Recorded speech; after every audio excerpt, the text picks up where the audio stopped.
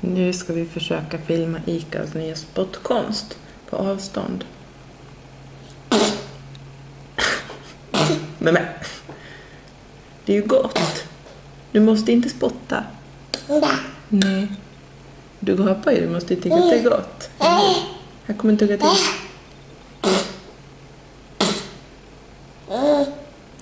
Hur ska vi få i dig den här melonen då? Va?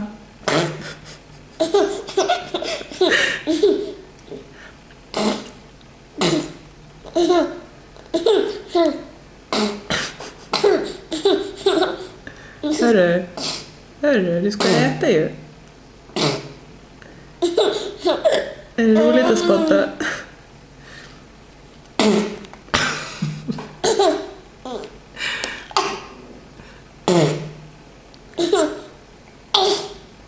Här, vill du ha något mer?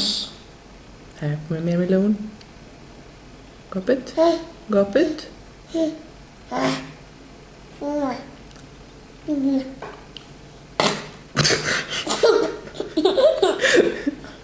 Knäppis.